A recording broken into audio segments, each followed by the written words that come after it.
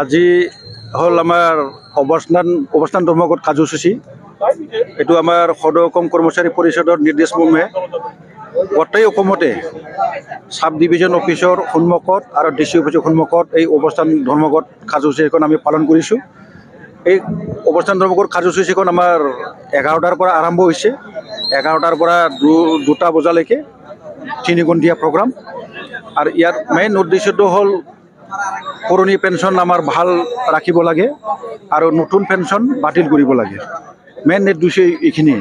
আৰু ইয়াত আমাৰ কোনো স্মাৰক পত্ৰ প্ৰদান কৰা নহয় মহকুমা ডিপুটিলৈ। মুঠতে এই উদ্দেশ্যটো মেইনটো হ'ল মানে পুৰণা পেঞ্চন বাহাল আৰু নতুন পেঞ্চন বাতিল কৰিব লাগে। এইখিনি উদ্দেশ্য লৈ আমি ইয়াত একগোট হৈছোঁ।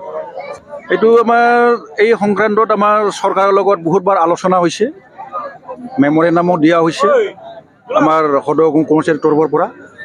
মানে কৰ্ণধাৰ সমিতিৰ যিটো মানে সিদ্ধান্ত মতে এইটো মানে পুৰণা পেঞ্চনটো ভাল ৰাখিব লাগে আৰু নতুনটো বাতিল কৰিব লাগে।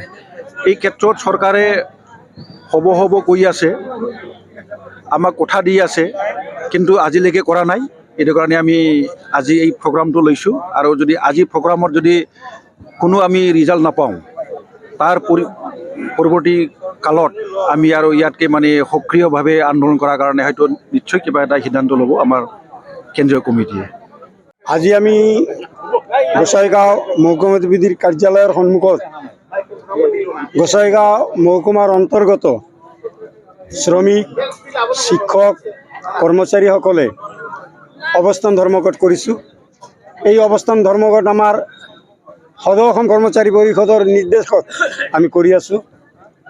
এই বিষয়ে আমাৰ গুৱাহাটীত 38 সংখ্যক যিটো কৰ্মচাৰী পৰিষদৰ অধিৱেশন হৈছিল, তাত এই সিদ্ধান্ত লোৱা হৈছিল যে চৰকাৰে যদি আমাৰ এই OPS-টো মানি নলয়, তাৰমানে NPS-টো বাতিল কৰিব লাগে আৰু OPS বহাল কৰিব লাগে।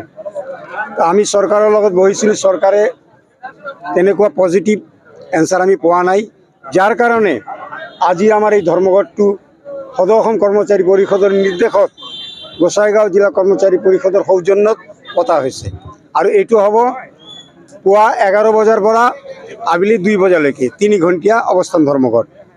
কোনো স্মাৰক পত্ৰ আমাৰ দিয়া নহয়, আমাৰ এইটো চেণ্ট্ৰেলি দিয়া হ'ব। আমি নেক্সট পৰৱৰ্তী কাৰ্যসূচী আমাৰ সদৌ অসম কৰ্মচাৰী পৰিষদে যিটো ল'ব সেইটোৱে আমি অনুসৰণ কৰিম।